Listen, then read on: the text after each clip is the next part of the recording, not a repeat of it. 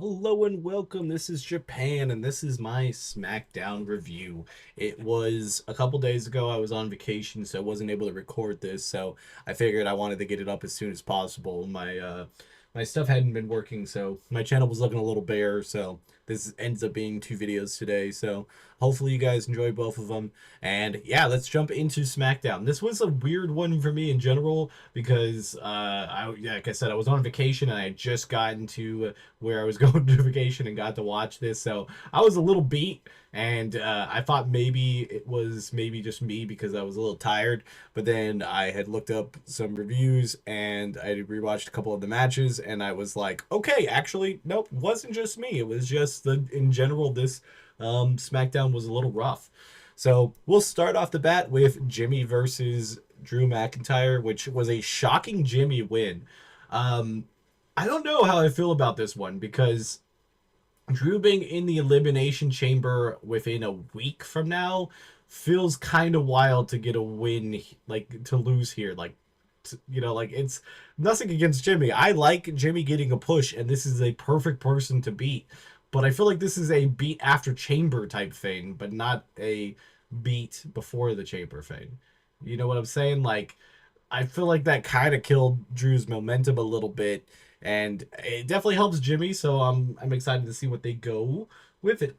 But I think overall, I think it was a wild thing to do. I'll put it in B. I guess we'll see how it goes from here. I don't want to speak too soon and too poorly on it, but I think the match itself was still pretty solid. Jimmy did some new stuff. I think that's he's trying to understand, that he needs to cut out a portion for himself out there, and I like it because he had some different outfits, some different stuff, and I like it because I like Jimmy, and I think Jimmy honestly is really good on the mic, and he has a lot of comedy chops, and I think that could be a really good combination to get him his own run, and yeah, we'll see. Then we had the Miz and Carmelo Hayes versus LA Knight and R-Truth. R-Truth thinking LA was Louisiana. I thought was pretty solid of a joke. I think in general this match was not bad. Obviously R-Truth spots are always just funny. Like if you like comedy wrestling, for the sake of just laughing, I think they work out perfectly. Obviously, not the most technical sound matchup with that. I think overall, with the whole like Miz and Carmelo pair up, even if it's only temporary for like a week or two, a lot of people really don't like it. I'm not really against it because I think it should culminate on Carmelo turning on the Miz, or like even the Wyatt Sick coming back after after like the Miz or something, and Carmelo being like, I'm dipping out and like turning on him. I think stuff like that could be interesting. I think like obviously Melo's in this weird spot, like nobody really knows what they're doing with him, like if he's mid card, if he's just roster talent, or will he be a champion one day. But these are the type of things where you just got to shine in and really stick out, and I think he's doing that. So I think this is kind of a decent tag team, decent like area to be in, because I think the payoff could possibly help him out a lot. So I think it was B. The match was solid, comedy was solid. I wouldn't put it much higher than that because it still wasn't the greatest match itself. There was a couple botches, especially in the Miz LA Knight side of things. That could definitely make the match lower. I think the match honestly was like a C, but between the comedy and the other stuff ahead of time, it raised it up.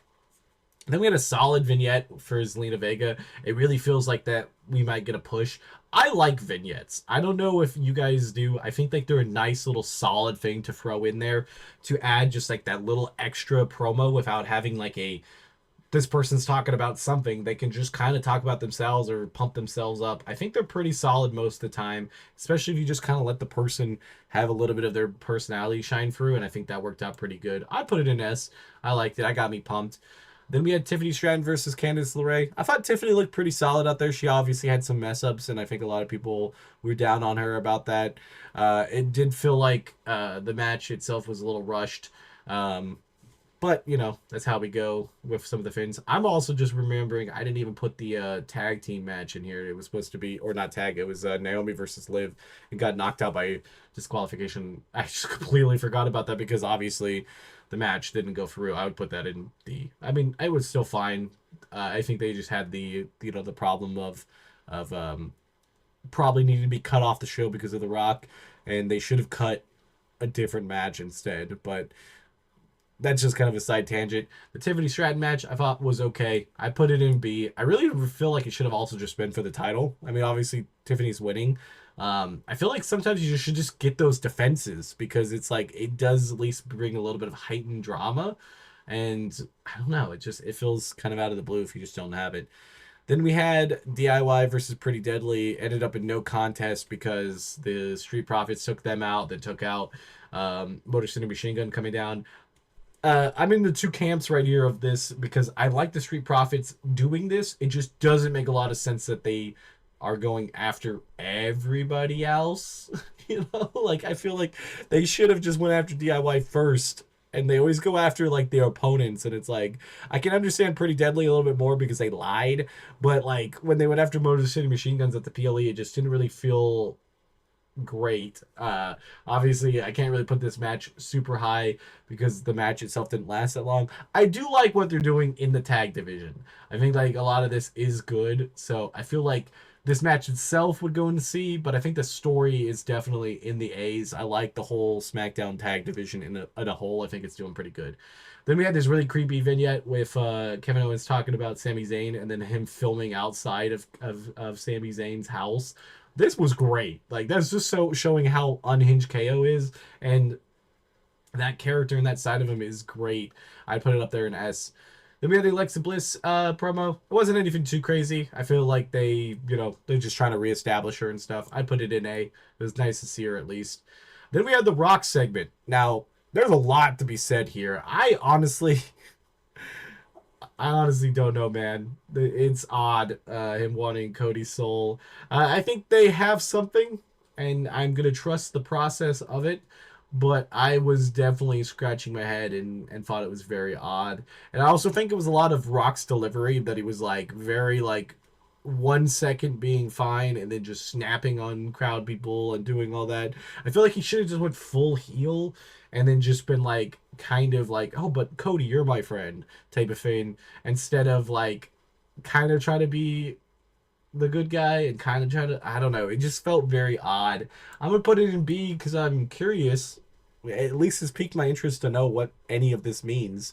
So yeah.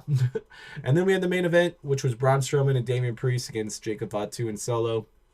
I like the story, what they're doing with this like fallen bloodline of them trying to figure out what they're doing. This match in general was pretty good.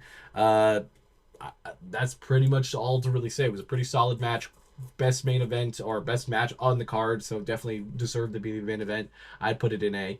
I think overall I would probably put this like a B minus, maybe even to a C plus. I know I had the matches and stuff higher, but like most of these are just the vignettes. I think most of the matches kind of hovered around that B line, and I honestly think a lot of it had to do with like I would say honestly the Jimmy match, the men's tag match, and even the Rock promo are all like I'm rating it as like I'm hoping to see more from this, and this is the start, but I don't like itself would have been lower if this would have been just like with no future attached to it, I guess. I don't know if that makes any sense. But yeah, this has been my SmackDown review. I've been doing these SmackDown and Raw reviews weekly. They've been normally coming out the next day.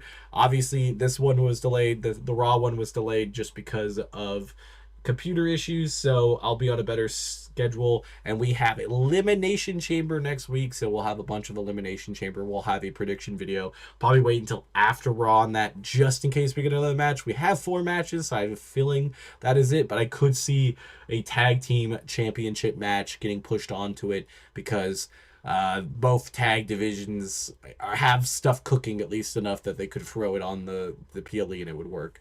Till next time, this has been Japan. Don't forget to like, comment, and subscribe. And I'll see you guys next time. Bye, guys.